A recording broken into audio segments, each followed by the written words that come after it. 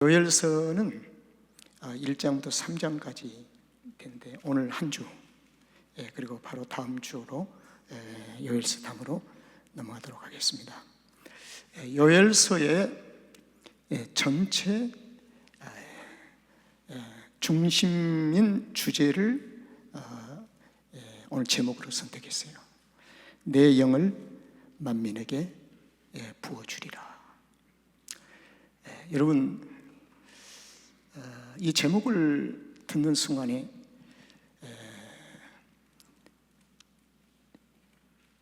심령이 가난한 자의 성도들은 이 제목을 듣는 순간에 심령이 막 진동이 되는 거죠.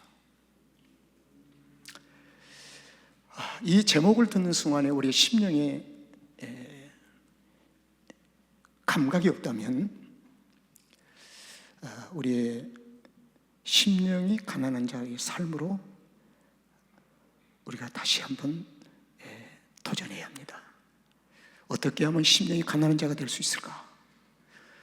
성경은 끊임없이 갓 태어난 그리스도인들과 또 오랜 세월 동안 예수를 믿는 사람, 또 목회자나 교회의 모든 사역자들에게 끊임없이 요구하는 게 있습니다.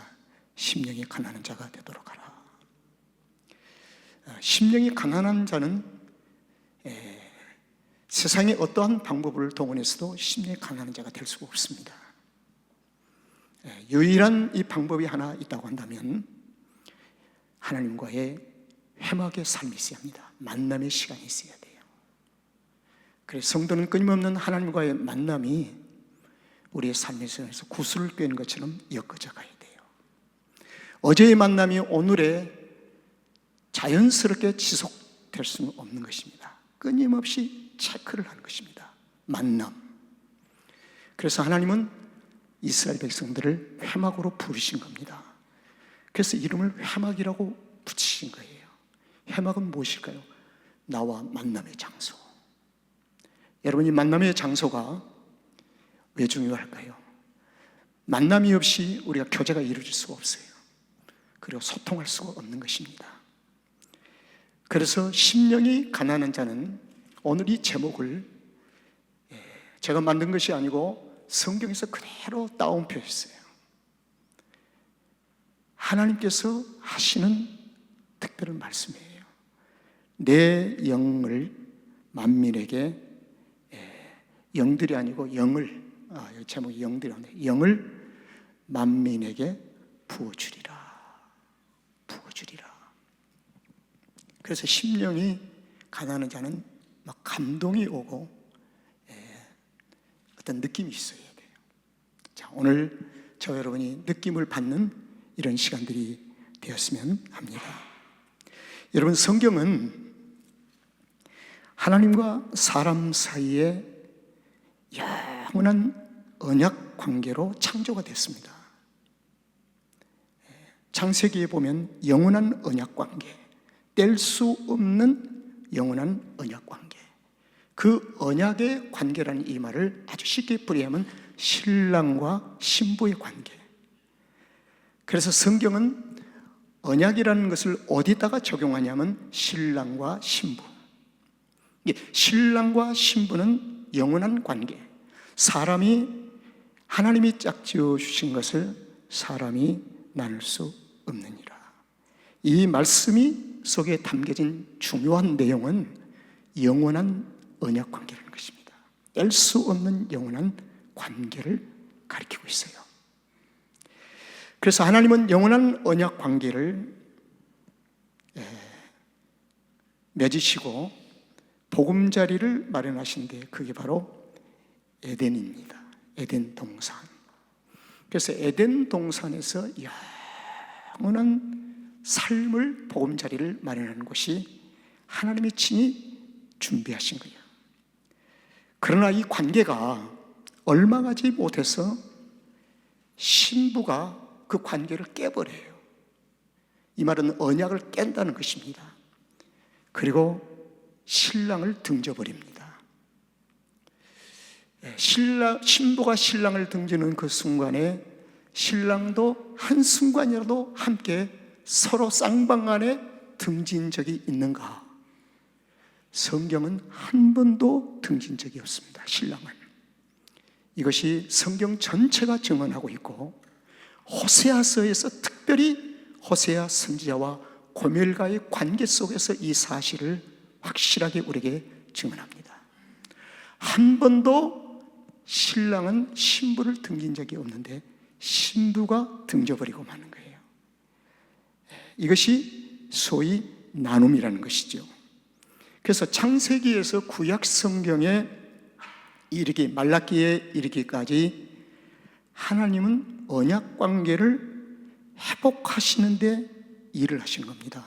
성경 전체가 그래요. 어떻게 하면 언약을 깨지 않고 언약을 지켜가면서 깨진 언약을 다시 회복할 것인가? 그런데 그 영원한 언약을 완전히 회복에 대한 축복을 쏘아올린 지점이 있었으니 이것이 바로 예수님께서 이 땅에 오셔서 십자가의 죽으심으로 새 창조를 하시게 됩니다. 그래서 십자가에서 예수님을 만난 사람을 가리켜서 새 피조물이라.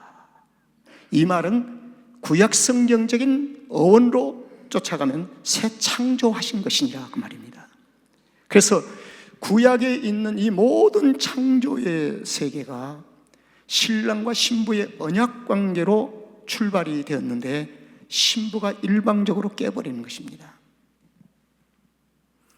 이것을 가리켜서 우리가 사람이 범죄하였으므로, 이렇게 성경은 우리에게 얘기를 하지요. 그래서 그때부터 주님은 영원한 새로운 피조물로 우리를 새롭게 창조하여 요한계시록의 19장에서 하나님께서 마지막 파이널로 완성을 이루시는 그 잔치가 있어요. 그 잔치가 무엇이냐면 어린 양 혼인잔치입니다. 그 어린 양의 혼인잔치를 요한계시록 19장에 마련하시고 우리 가운데 깨어진 이 언약을 다시 회복시키시며 일하시며, 그래서 성령님께서는 우리를 어린 양의 혼인잔치에 참여케 하기 위하여 데려가시기 위해서 우리를 지금도 거룩하게 단장시키고 계신다. 이게 성경 전체예요. 그러니까 성령님께서 지금도 교회 안에서 일을 하시고, 여러분 우리가 교회 안에서 일을 한다고 하면은 자신을 제외하고 교회라는 공동체에 관심을 가지고 접근을 하는데 그게 아닙니다. 교회 안에서 일하신다 이 말은 그리스도인 안에서 일하신다는 거예요. 우리가 교회이잖아요. 그래서 교회가 모여서 하나님의 교회 거룩한 공동체를 이루는 것입니다. 그래서 교회 안에서 무슨 일을 하시는가? 요한계시록 19장에서 어린 양의 혼인잔치에 우리를 단장되어진 신부로 빚어가고 계신다, 만들고 계신다. 그래서 지금도 성령님은 쉬지 않고 끊임없이 그 일을 하고 계신 거예요. 그래서 성령님 그 중에서 일하시는 게 우리가 느끼고 증명이 되는 게 뭐냐면 죄를 지으면 깨닫게 돼요. 이 깨닫는 것이 내가 깨닫는 것이 아닙니다. 성령께서 깨닫게 하신다. 그 일을 하시는 거예요. 그래서 그 죄를 깨닫는 대로 머무르는 것이 아니라 회개케 하신다. 이 말에 심는다. 그리고 신부로 우리를 단장시켜 가신다는 겁니다. 그래서 완성되어진 신부로 요한계시록 19장에 하나님께서 그 어린 양의 혼인잔치에 우리를 데려가시기 위하여, 이게 성경 전체예요. 그 중에 오늘 호세아서와 요엘서는 함축되어진, 호세아서는 무엇이지요? 호세아는 하나님을 대리해서, 고멜은 신부로서 하나님을 등지고 떠나버린 이스라엘을 대신하여, 오늘날 우리에게 그대로 적용한다면 호세아는 주님이시요 고멜은 죄인된 우리라. 그래서 고멜이 호세아를 찾아간 것이 아니라 찾아갈 수도 없어요. 절대로 찾아갈 수가 없어요. 고멜은 끊임없이 계속해서 호세아를 거부합니다. 그러나 호세아가 한 번도 등지지 아니하고 고멜을 찾아갑니다.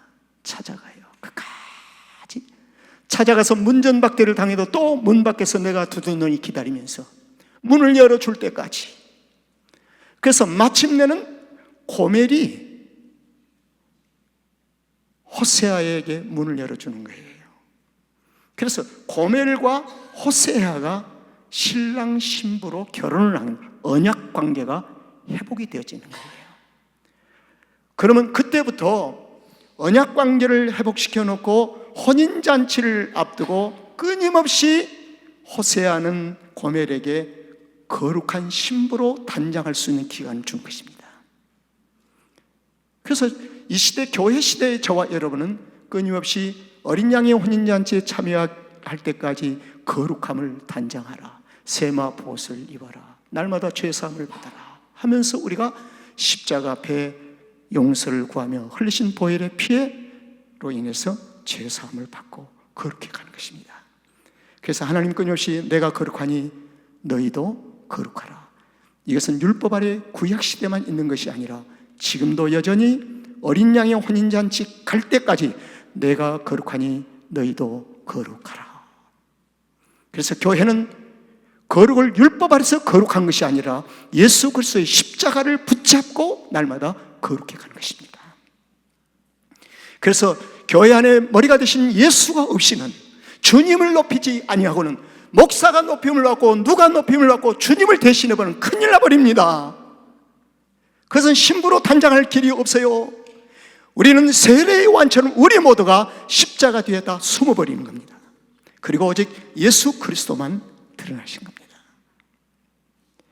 이것이 바로 주님 오신 그날까지 신부로 단장하는 유일한 길입니다. 그런데 하나님의 소원이 어린 양 혼인잔치까지 데려가시는 일인데 호세아서 2장 19절에 딱 한 요절로 정리를 해줬어요. 한번 비춰주세요. 호세아서 2장. 자, 우리 다 같이 한번 읽어보실까요? 시작. 내가 네게 장가들어 영원히 살고 싶다. 하나님께서 하신 말씀이에요. 호세아가 고멜에게 하는 얘기입니다. 내가 네게 장가를 들어서 영원히 좀 살고 싶다. 얼마나 좋습니까? 하나님께서 우리에게 내가 너에게 장가 들어서 너는 신부로서 내가 영원히 좀 살고 싶다, 그 말씀 아니에요?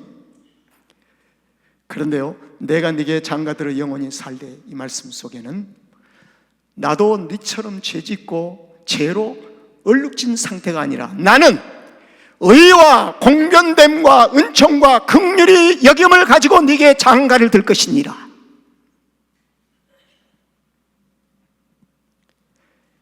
하나님은 여전히 영원부터 영원까지 거룩하신 분이십니다. 그럼 거룩한 분을 내 안에 모시고 그분과 동행하며 살려고 하는 것은 내가 거룩해져야 하냐? 그러면 유일하게 거룩해진 방법이 무엇일까요? 예수 그리스도의 보혈 외에는 내가 거룩해질 수가 없다는 것입니다. 그래서 십자가를 붙잡는 거예요. 예수에는 아무 공로가 없습니다. 오직 예수의 이름만이. 그래서 교회 안에서 내가 의롭고 내가 죄를 덜 짓고 하는 이것은 무의미한 일이고, 이것은 교회를 위험에 빠뜨리는 영적인 방해물입니다.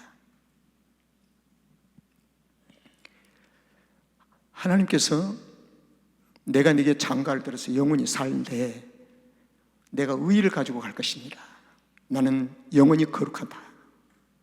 공변됨과 정의와 의로움을 가지고 동시에 내가 은총을 가지고 갈 것이나, 그리고 긍휼의 보자기를 가지고 내게 다가서 너를 긍휼로 여길 것이니라. 이 말은 천국 가는 그날까지 어린 양의 혼인잔치에 참여할 때까지 내가 오늘도 무지중에 죄를 지었던 것까지도 긍휼로 감싸 주심으로 회개케 할 것이니라, 그 말입니다. 회개케 할 것이니라.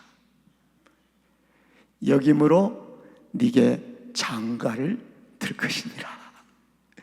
여러분 가슴 떨리지 않아요? 하나님께서 나의 신랑이 되시고 내게 장가를 들어오신대요.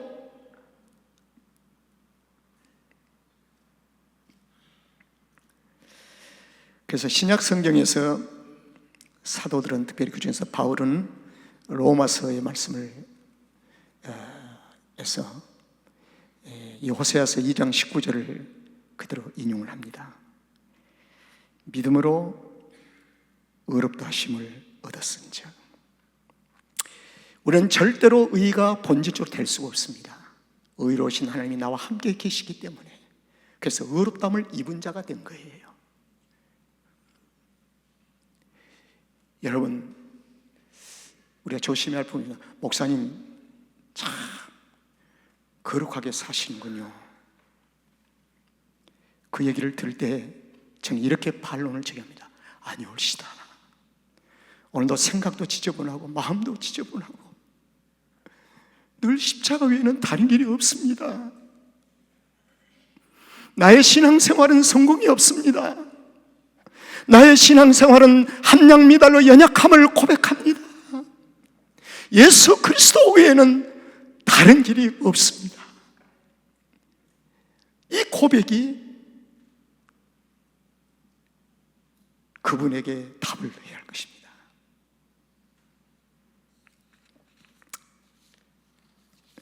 자, 그래서 이 호세아서는 신랑의 사랑을 얘기하고 있고, 요엘서는 그 신부가 준비하는 것입니다. 그래서 요엘서 전장은 준비하라고 말이에요. 뭘로요? 단장되어진 신부로 준비를 하라.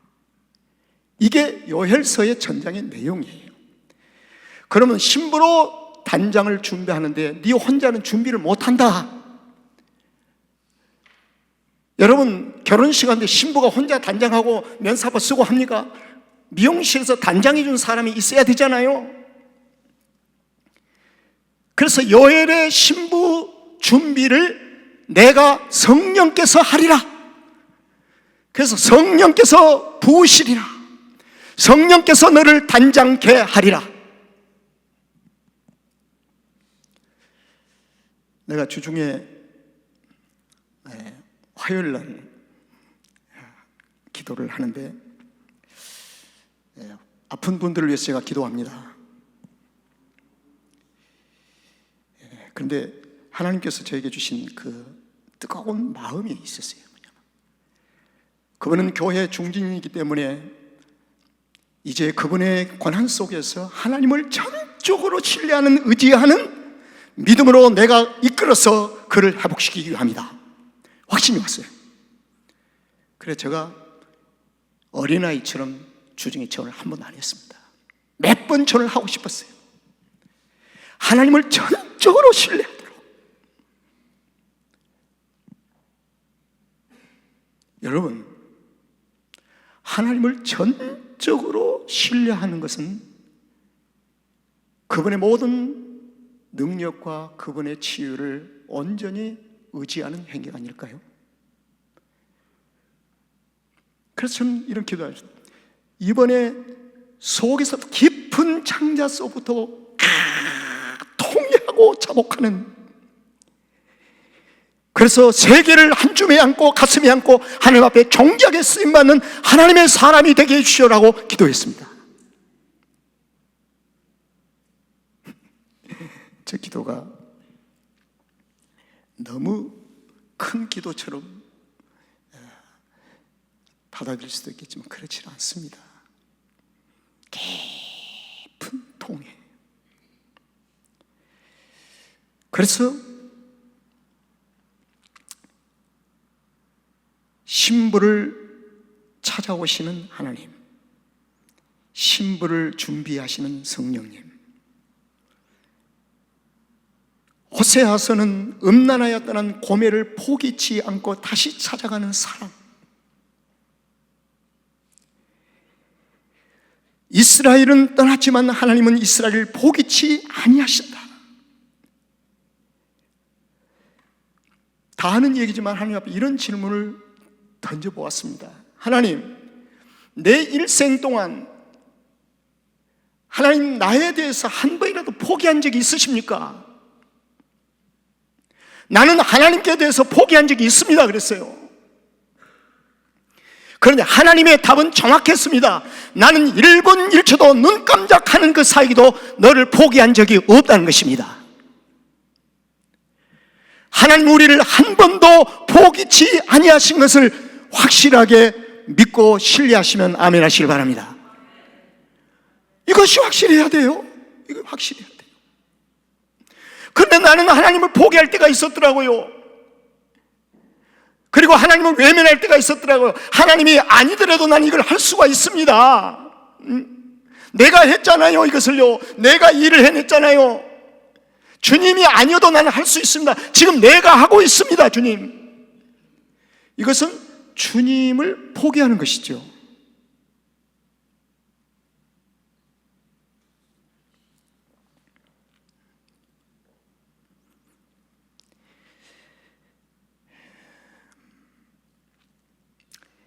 호세아서 11장 8절에서는 하나님께서 이렇게 말씀하십니다. 내 마음이 내 속에서 돌아서 나의 긍휼이 온전히 불붙듯 하구나.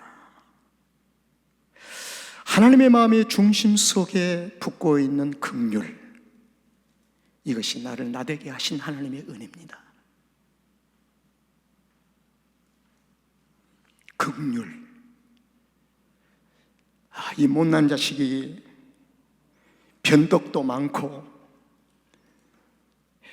참 신홍규 목사님, 그러나 하나님의 그 마음속에 있는 이 긍휼하심은 불붙이시 일하고 있다는 것입니다.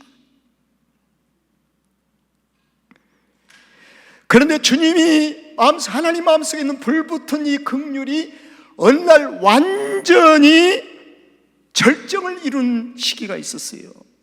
그게 언제였냐면 2000년 전에 사람의 몸을 입으시고 성육신하신 메시아 예수 그리스도께서 십자가에서 자기의 독생자를 아낌없이 내어주심으로 완전히 죽게 하시고 물과 피를 다 쏟게 하시고 찢기게 하시고 옆구리에 창을 받으시며 가시면류관을 쓰게 하시는 하나님, 그 긍휼하심, 이게 절정을, 여러분 그만큼 우리가 하나님의 긍휼하심을 측량할 수가 있습니까? 그 긍휼하심이 저와 여러분에게 지금도 있다는 것입니다. 그래서요, 호세아서는 우리를 찾아오셔서 끝까지 사랑하시는 신랑의 사랑을 보여준다면, 요엘서는 이제 다가오는 아주 중요한 단어가 나옵니다. 여호와의 날. 따라합시다. 여호와의 날. 이게 요엘서의 아주 중요한 핵심적인 지시 대명사예요. 여호와의 날, 그날을 위해서 신부를 준비시키는 하나님의 역사가 요엘서요, 성경 전체라. 그날을 위해서. 그래서 준비시키기 위해서 내가 내 신을 만민에게 부어주리라. 그런데 한 세 가지로 잠시 말씀을 좀 드리겠습니다. 신부의 현 주소는 어떤 현 주소지요? 요엘서 1장 12절을 한번 비춰주세요. 이게 문제입니다. 신부의 현 주소, 신랑이 찾아왔을 때 신부의 현 주소예요. 혹시 여러분들 가운데서 이 현 주소에 지금 머물고 있는 자가 있는지 모르겠습니다. 성경을 읽다 내가 저기에 속하네, 이렇게 한다면 현 주소예요. 포도나무가 시들었고 무화과 나무가 어떻게요? 말랐고 석류나무와 대추나무와 사과나무와 및 밭의 모든 나무가 다 시들하니 이러므로 인간의 희락이 말랐다. 기쁨이 없다는 것입니다. 내가 말랐는지 시들어가는지를 알 수 있는 방법이 하나 있습니다. 내 안에 지금 기쁨이 없는 신앙생활은 이미 시들어버린 것입니다. 말라버린 것입니다. 이게 증언이에요. 희락, 기쁨이 없다면 바로 이러한 신부를 신랑이 찾아와서 안아주신 겁니다. 안아주신 거예요. 인간의 희락이 말랐다. 이것을 가리켜서 이스라엘의 영적인 상태라고 얘기를 합니다. 여러분, 결혼잔치에는 기쁨이 있어야 되지요. 기쁨 없이 우중충한 상태로 어린 양의 혼인잔치 우리를 끌고 가신다고 생각하십니까? 아닙니다. 먼저 기쁨을 회복해 하십니다. 감사를 회복해 하십니다. 그리고 우리를 어린 양의 혼인잔치로 끌어가신다는 겁니다. 기쁨이 회복이 돼야 돼요. 그래서 성경은 범사에 감사하고 항상 기뻐하라. 돈좀 호주머니에 들어올 때 기뻐한 게 아닙니다. 뭔가 잘 될 때 기뻐한 게 아니에요. 항상 기뻐하라. 그래서 항상 기뻐함을 실천한 자가 있었습니다. 사도 바울과 실라가 감옥에 갇혔을 때 그 착고의 옥에 갇혔어도 그는 기뻐함으로 찬양을 드렸습니다. 이 기쁨이 진짜 기쁨이에요. 이 기쁨을 하나님이 요구하신다는 것입니다. 이것이 신부의 참된 모습이에요. 그랬더니 그 기쁨이 옥문을 열고 진동케 하고 하나님의 거룩한 역사를, 능력을 맛보게 하셨습니다. 하나님은 우리의 문제를 해결해 주신 분으로 끝난 게 아닙니다. 천만에요. 먼저 기쁨과 감사를 회복하여 하나님의 나라를 누려라. 그 나라에서 너에게 내가 더할 것이 있다.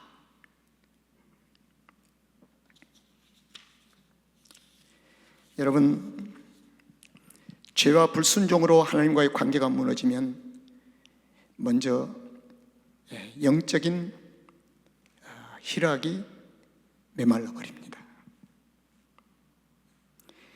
요엘서는 먼저 신부의 현재의 모습을 보여주는 것이 요엘서 1장과 2장의 전반부입니다. 신부의 현주소. 나는 지금 신랑을 기다리는 신부로서 기쁨 가운데 살고 있는가?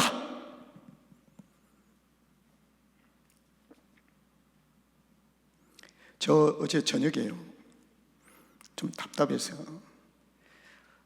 뭔가 좀 외치고 싶고 기도도 하고 싶은데 답답해서 못 견디겠어요. 그래서 제가 자동차를 몰고 뉴포트 비치로 혼자 딱 갔습니다. 그리고 반바지 입고 맨발 벗고 사람들이 얼마나 많은지, 만수가 돼서 그런지 바닷물이 거의 육지까지 막 찼어요. 겨우 파도를 해가면서 거기를 1시간 걸었어요. 그리고 태평양에서 주여, 나에게 하나님의 임재하심에 대한 증거를 보여주십시오.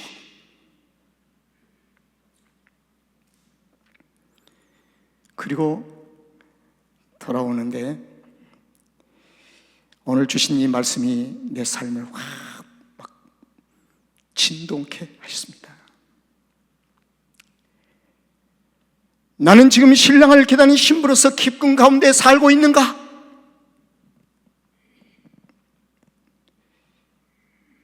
여러분, 두 번째로 여호와의 날이 가까웠습니다. 요엘서는 끊임없이 얘기합니다. 여호와의 날이 가까웠다.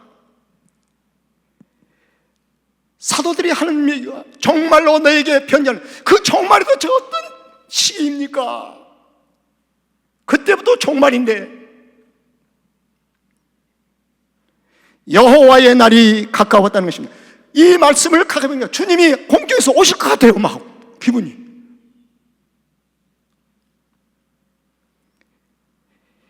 그래서 요엘서 2장 1절에 시온에서 나팔을 불며 나의 성산에서 호각을 불어 이 땅 거민으로 다 떨게 할지니 이는 여호와의 날이 이르게 됨이니라. 이제 뭐예요? 임박하였습니다. 어린 양의 혼인잔치가 임박했느니라, 그 말입니다. 어린 양의 혼인잔치에는 반드시 희락이 있어야 합니다. 기쁨이 있어야 합니다. 감사가 있어야 합니다.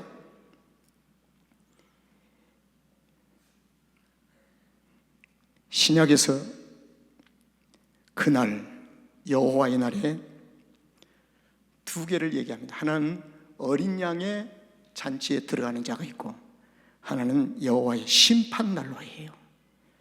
그래서 마태복음 10장과 누가복음 10장에서 예수님이 친히 말씀하셨어요. 그날에는 어린 양의 혼인잔치에 참여하는 자가 있을 것이고 심판을 받을 자가 있는데 그 심판을 받을 자는 이스라엘 역사 속에 있었던 소돔과 고모라보다 더 견디기 어려울 것이니라.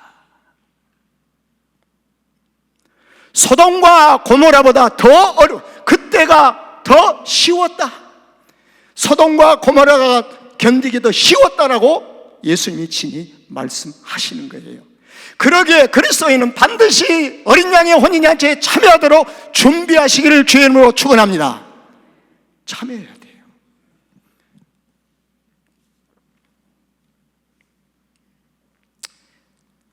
세 번째로 2장 12절입니다. 근데 시간이 있대요. 여호와의 말씀에 너희는 이제라도 찬스, 아직도 은혜의 스페이스가 있다는 것입니다.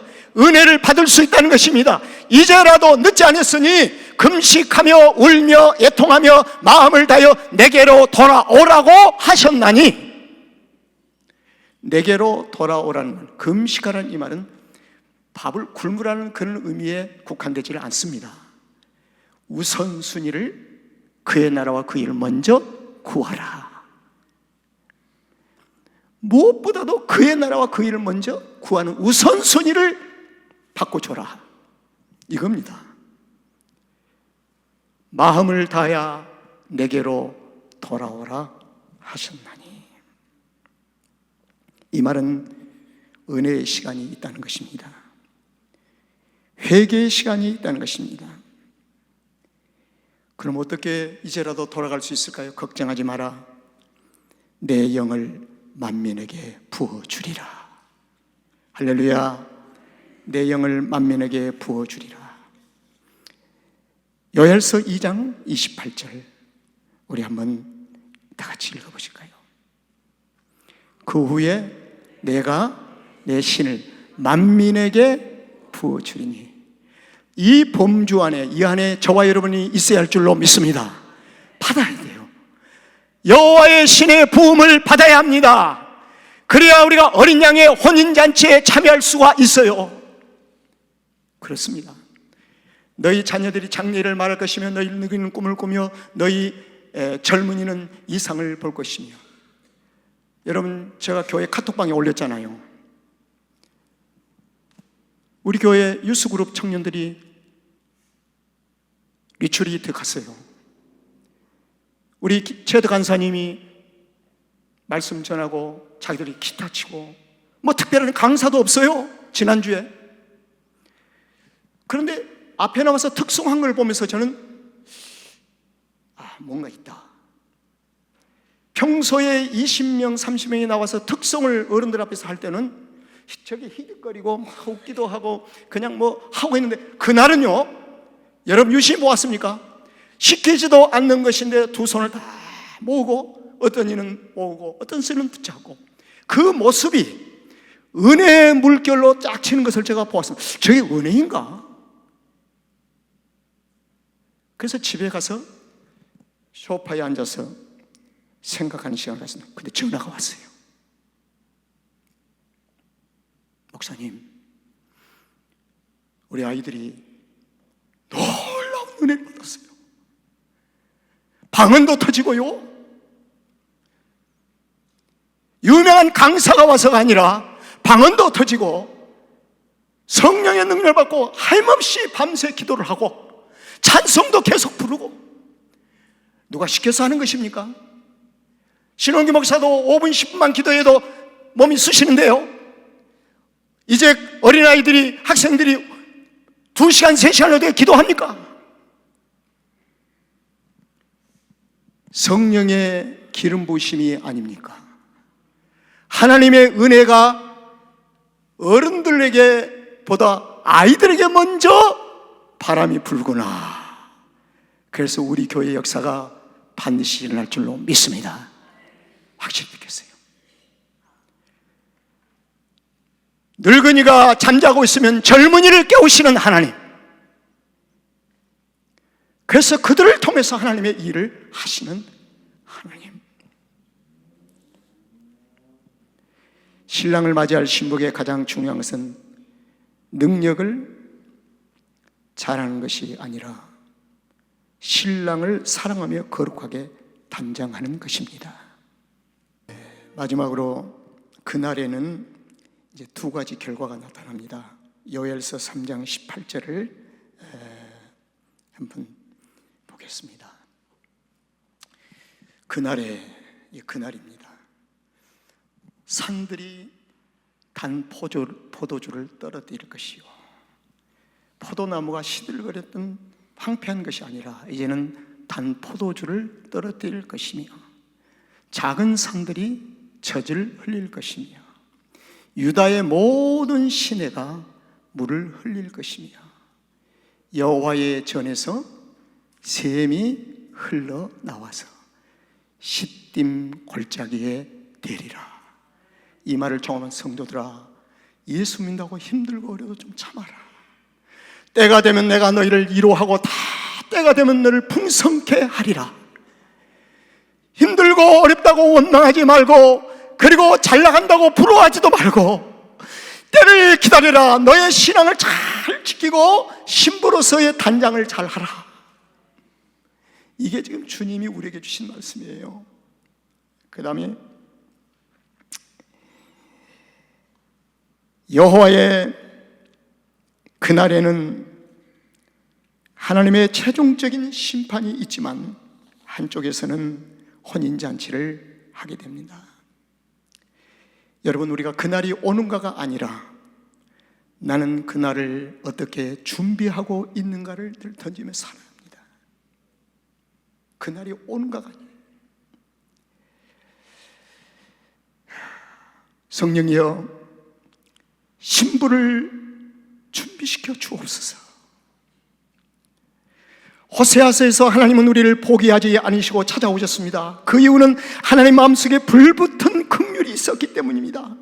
이 긍휼은 예수 그리스도의 십자가에서 절정을 이루어 주셨습니다. 이제는 나는 십자가의 인생이 되었습니다. 십자가 안에서 내게는 구원을 받게 되었습니다. 주여, 나에게 만민에게 영을 부어주겠다는 약속대로 나에게 영을 부어 주시옵소서. 지금은 그날을 준비할 때입니다. 지금은 성령을 부으시는 때입니다. 지금은 이제라도 내게로 돌아오고 하시는 은혜의 때입니다. 성령께서는 우리에게 임하신 목적을 단지 능력을 얻는 데만 두지 마시고, 성령께서 신랑 되신 예수를 맞이하도록 신부로 준비시킨다는 사실입니다. 우리를 준비시키고 있어요. 그래서 준비시키는 데는 이런 일을 한답니다. 마음을 회개시키고 계십니다. 그리고 우리의 삶을 거룩하게 하고 계십니다. 그리고 우리의 눈을 그리스도를 향해서 향하게 하십니다. 그리고 교회를 아름다운 신부로 단장시켜 가고 있습니다. 여러분, 하나님의 말씀이 어디 있는지 모르고 호세아서가 어디 있는지 모르는 수만 명이 모이는 교회가 아니라, 하나님의 말씀을 철저히 읽어가면서 가슴판에 새기면서 살아가는 12명의 성도가 있다는 할지라도 이것이 복된 어린 양의 혼인잔치가 아닐까요?